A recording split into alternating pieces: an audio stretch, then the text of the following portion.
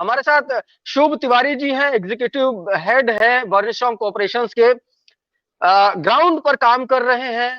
Madhya Pradesh election, खास करके मध्य प्रदेश की जो 230 सीटें हैं उनका बहुत अच्छा एनालिसिस करके बैठे हुए हैं। सारी चीजें समझने की कोशिश करेंगे, लेकिन सबसे पहले चूंकि मैं शुभ तिवारी के पास ही चलेंगे क्योंकि वो ग्राउंड पर हैं। और अभी जैसा कि हमारी बात हो रही थी जुड़ने से पहले, तो शुभ जी अभी ग्राउंड पर ही हैं, यूं कि है कि कार में बैठ के हमसे डिस्कशन कर रहे जी, हैं।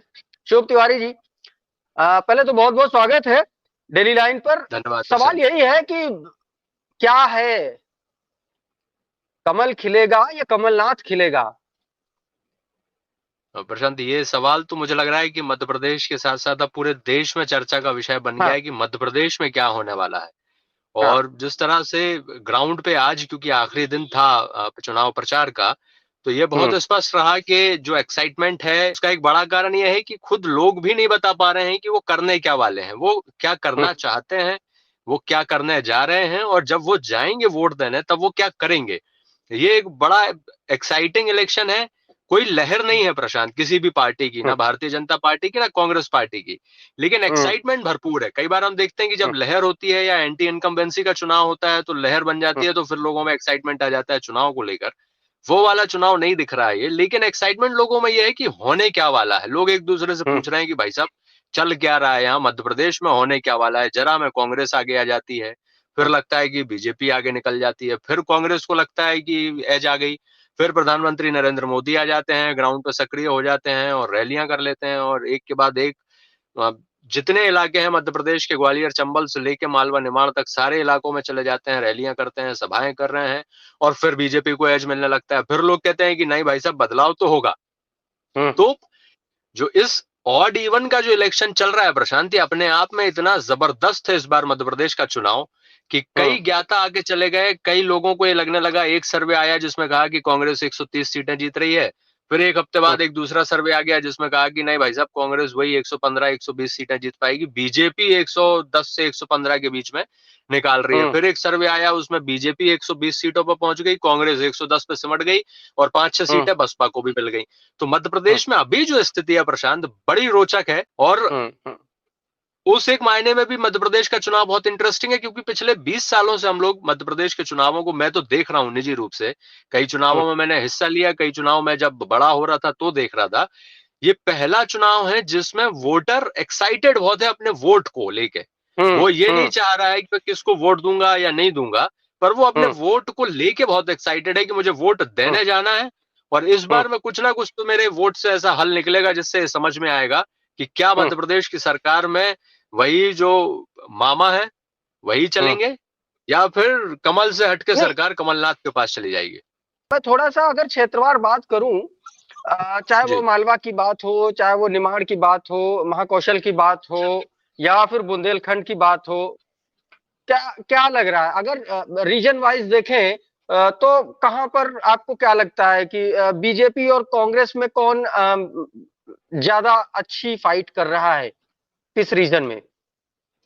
हाँ प्रशांत, सबसे पहले तो मैं आपको अगर रीजन वार बताऊं तो सबसे ऊपरी जो क्षेत्र है जिसे ग्वालियर चंबल कहते हैं मध्य प्रदेश का हम्म, राजनीतिक क्षेत्र को, सबसे हम्म, ज्यादा अगर कोई ज्वलंत इस समय है तो वो ग्वालियर चंबल है। वो कई कारणों से है। उसका एक सबसे बड़ा हम्म, कारण तो ये है कि जो अभी बात भी हो रही थी, अशोक जी बता रहे थे आपको कि हम्म, ज्योतिरादित्य सिंधिया जी के जाने के बाद जो अंतर पड़ा, हम्म, उसके बाद से बीजेपी को कहीं ना कहीं ये लग रहा था कि शायद उनके लिए फाइट आसान हो जाएगी, जो हम्म, हुआ नहीं है, जो मुझे लगता है कि हम्म, विपरीत गया है पार्टी के लिए। हम्म, क्योंकि अगर आप उस पूरे क्षेत्र की बात करें तो जो 34 से 36 सीटें हैं ग्वालियर चंबल क्षेत्र में, हम्म, हम्म, उसमें कांग्रेस बहुत बेहतर काम करती दिख रही है। वहां पर मूलतः जो ज्योतिरादित्य सिंधिया का प्रभाव वाला क्षेत्र कहा जाता था, वहां पे भी लोगों का ये कहना है कि कांग्रेस को अच्छी खासी बढ़त दिख रही है वहां। और सिंधिया को खुद भी बहुत मेहनत करनी पड़ी। ज्योतिरादित्य सिंधिया अगर आप देखें तो लगातार एक एक दिन में 4-4 5-5 सभाएं उन्होंने ली और अपने समर्थकों का विशेष रूप से उन्होंने ध्यान रखा। जो 33-34 सीटें उनके समर्थकों को पूरे प्रदेश में मिली हैं, उधर जा जाकर उन्होंने एक एक समर्थक के साथ में 2-2 3-3 सभाएं तक करनी पड़ी हैं ज्योतिरादित्य सिंधिया को। तो वहां पे लेकिन कांग्रेस को तगड़ा एज मिलता दिख रहा है उस क्षेत्र में। विशेष रूप से अगर आप प्रशांत कांग्रेस के प्रत्याशियों की लिस्ट देखें तो ज्योतिरादित्य समर्थकों के खिलाफ जो उम्मीदवार कांग्रेस ने उतारे हैं, उनमें यूं देखकर लग रहा है जैसे दिग्विजय सिंह और कमलनाथ ने ठान लिया था कि सिंधिया को इतनी तगड़ी फाइट देनी है कि बीजेपी को हराना is on second level. The first target is to Scindia, the first target is to demolish Jyotiraditya Scindia. इतने कद्दावर नेताओं को टिकट नहीं भी दिया, फिर भी लड़ाई इतनी तगड़ी कराई है कांग्रेस ने उनके समर्थकों के खिलाफ कि उनके कोई भी समर्थक या ज्योतिरादित्य सिंधिया स्वयं भी अगर आप देखें तो मध्य प्रदेश में ज्यादा सभाएं, ज्यादा रैलियां करते नहीं दिखे, क्योंकि कांग्रेस को भी ये समझ में आने लगा था प्रशांत की जो उस क्षेत्र की सीटें हैं वहां पे कांग्रेस बहुत अच्छा कर रही है। बजाय इसके कि वहां ज्योतिरादित्य सिंधिया स्वयं लगे हुए हैं, बजाय इसके कि प्रधानमंत्री नरेंद्र मोदी ने वहां 4-4 5-5 सभाएं की, बजाय इसके कि नरेंद्र सिंह तोमर जैसा कद्दावर नेता वहां विधानसभा चुनाव में उतार दिया गया पार्टी के माध्यम से, लेकिन नरेंद्र सिंह तोमर को भी आप देखिए वो मुरैना से बाहर नहीं निकल पाए हैं, वो अपने क्षेत्र में ही फंस के रह गए। बल्कि वहां पर भी लोग, मैं आपको बताऊं तो लोगों का ये कहना है कि ऐसा ना हो कि दो तोमर की लड़ाई में गिरिराज दंडोतिया जो पहले विधायक भी रह चुके हैं, बहुजन समाज पार्टी से वो प्रत्याशी हैं, वो ना चुनाव निकाल ले। तो कहीं ना कहीं वो टक्कर जो है उस पूरे क्षेत्र में दिख रही है। दूसरा उसके जस्ट नीचे का जो क्षेत्र है बुंदेलखंड, वहां पे लड़ाई प्रशांत कांग्रेस को भी पता थी कि बहुत कमजोर है कांग्रेस पार्टी, और कांग्रेस ये भी जानती थी कि इस क्षेत्र में अगर सरकार के खिलाफ कोई रोष होगा तो ही कांग्रेस को कोई फायदा हो सकता है, वरना कांग्रेस को कोई फायदा होता नहीं दिख रहा था। और वही आप जो ग्राउंड की आज क्षेत्र की जो स्थिति है, उस मैदानी जो स्थिति है वो यही है कि जहां भी कांग्रेस जीत रही है वो सिर्फ अपने प्रत्याशी के दम पर, और जो सिटिंग एमएलए है भारतीय जनता पार्टी के उसके खिलाफ अगर कोई रोष है उसकी वजह से जीत रही है। उस क्षेत्र में भी लगभग 30 से 35 आपको लगता है अगर कांग्रेस बुंदेलखंड में समाजवादी के साथ अगर मिलकर के लड़ जाती तो कुछ फायदा हो सकता था? कुछ एक सीटों पे प्रशांत वोटों का असर पड़ सकता था, ये आप कह सकते हैं कि वोट जो है कांग्रेस पार्टी के पास शायद आ जाते, लेकिन मुझे लगता है कि समाजवादी पार्टी से ज्यादा नुकसान अगर कांग्रेस को कोई करेगा तो वो बहुजन समाज पार्टी करेगी। उसका कारण यह है कि बहुजन समाज पार्टी और गोंगपा इस बार एक साथ चुनाव लड़ रहे हैं, और आखिरी के प्रशांत चुनाव में आप देखें तो क्या हुआ कि जिस प्रत्याशी को बीजेपी से टिकट नहीं मिला या जिस प्रत्याशी को कांग्रेस से टिकट नहीं मिला, उसका सबसे कन्वीनियंट ऑप्शन मध्य प्रदेश में बहुजन समाज पार्टी होता है। और वो आप देखेंगे कि कई चुनाव परिणाम जो आएंगे उनमें आप कम से कम 13 से 14 सीटें मध्य प्रदेश की ऐसी हैं जिनमें ज्यादातर बुंदेलखंड और बघेलखंड की होंगी, जिनमें बहुजन समाज पार्टी आपको दूसरे नंबर पर मिलेगी। और हो सकता हो कि उनमें से 2 या 3 सीटें बहुत मिनिमम मार्जिन से 2500-3000 के मार्जिन से निकाल भी लें। जैसे रीवा के क्षेत्र की 2-3 सीटें ऐसी हैं जहां पर एक लहर बहुजन समाज पार्टी के प्रत्याशियों की चल रही है। बुंदेलखंड की 1-2 सीटें ऐसी हैं जहां पे बसपा जो है वो गेन करती नजर आ रही है। तो समाजवादी पार्टी के साथ अगर करती कांग्रेस गठबंधन तो शायद 1000-1500-2000 वोट का फर्क होता। लेकिन हाँ, ये कि वो 1500-2000 वोट का क्या मार्जिन कांग्रेस गेन कर पा रही है कहीं पे, तो वो मुझे लगता है कि इस बार कांग्रेस ने थोड़ी स्ट्रेटेजी तगड़ी बनाई है ग्राउंड पे कि कांग्रेस उसको डेंट करने से बच रही है। फिर आता है महाकौशल, जो सबसे महत्वपूर्ण है बीजेपी के लिए, क्योंकि महाकौशल में प्रशांत 48 सीटें जो हैं वो कमोवेश हमेशा से भारतीय जनता पार्टी का गढ़ माना जाता रहा है। 2018 में पहली बार ऐसा हुआ कि कांग्रेस ने वहां सीटें 28-29 सीटों पे अच्छी तगड़ी फाइट भी दी और जीती भी कुछ सीटें।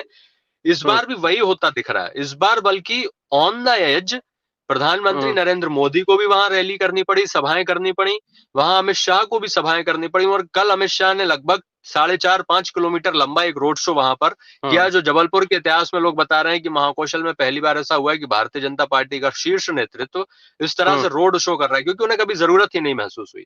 राहुल गांधी को एक एज ये मिला है प्रशांत वहां पे कि उन्होंने जब जबलपुर में रोड शो किया तो उसमें भीड़ भी बहुत थी, और लोगों का ये कहना है कि वो एक उबासी प्रशांत लोगों में दिख रही है भारतीय जनता पार्टी को लेके, या नीरसता दिख रही है लोगों में कि अब बदलाव चाहिए।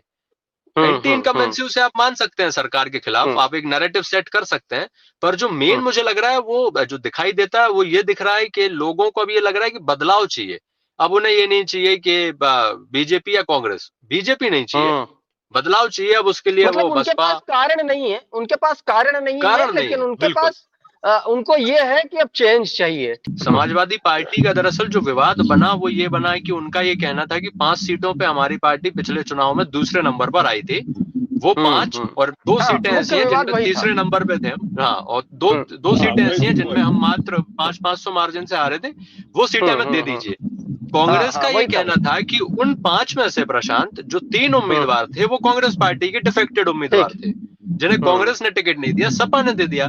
इस बार सारों को आप देखिए, बुंदेलखंड में छतरपुर की सीट पे जो मेन उनके प्रत्याशी थे, जो पिछली बार सपा से लड़े थे, उन्हें कांग्रेस ने टिकट दे दिया। यहाँ पे रीवा में उनके एक प्रत्याशी थे जो सपा से लड़े थे, वो बीजेपी में थे पहले, फिर सपा में चले गए, अब वो कांग्रेस में आ गए। तो कांग्रेस ने वैसे करके डैमेज कंट्रोल किया। और मध्य प्रदेश में जातियों के साथ साथ प्रशांत, जो सबसे बड़ा पोलराइजेशन हो रहा है वो हो रहा है महिला वोटर और पुरुष वोटर का। ये मध्य प्रदेश की वास्तविकता मैं आपको बता रहा हूं, और आप ये 3 तारीख को भी देखेंगे। मध्य प्रदेश में लाडली बहना योजना का लगभग 1 करोड़ 10 लाख 1 करोड़ 12 लाख महिलाओं को मिला, जो लाडली बहना की राशि मिली। उस 1 करोड़ 10 लाख में आप ये मानिए कि मध्य प्रदेश में एवरेज वोट होता है 65%, तो लगभग 70 लाख वोट जो है वो पड़ेगा। भारतीय जनता पार्टी जो है इस बार वो पोलराइज करना चाहती थी कि 70 लाख वोट जो है उसमें से लगभग 70% वोट भारतीय जनता पार्टी को मिलना चाहिए, जिसका होता है लगभग 40 लाख वोट। लेकिन उसका उल्टा प्रशांत ये हो रहा है, पूरे मध्य प्रदेश में हम लोग देख रहे हैं। मैं बालाघाट में हूँ, बालाघाट या सिवनी, जबलपुर, इंदौर, पूरा मालवा, पूरा ग्वालियर, चंबल, जो पोलराइज हो रहा है, जो रिवर्स पोलराइज हो रहा है वोट, वो हो रहा है पुरुष वोटर। आप हर 10 आदमियों से बात करिए, 10 में से 6 पुरुष आपको ऐसे मिलेंगे, 7 पुरुष ऐसे मिलेंगे, वो कहेंगे कि लाडली बहना के लिए तो आपने पैसा दे दिया, किसानों को पैसा कहाँ दिया? लाडली बहना को तो आपने वो दे दिया, उनका पति कहाँ जाएगा, उनका भाई कहाँ जाएगा? तो जो प्यारे रिवर्स भैया कहाँ पोलराइजेशन जाएंगे? हो रहा है, प्यारे भैया का ये बहुत बड़ा ट्रेंड है मध्य प्रदेश में। जबरदस्त ट्रेंड आपको ये 3 तारीख को दिखेगा कि जो 1 करोड़ 10 लाख महिलाओं को पैसा मिल रहा है, उसके खिलाफ में भी वोट पड़ रहा है। जिनको नहीं मिल रहा वो भी, और जो पुरुष है वो भी, जो कट्टर बीजेपी के सपोर्टर हैं, वो भी ये कह रहे हैं कि हमारा क्या होगा भैया, ना तो हमारा लोन माफ हो रहा है, ना कर्जा माफ हो रहा है, और ना हमें महीने का 1500 रुपए मिल रहा है।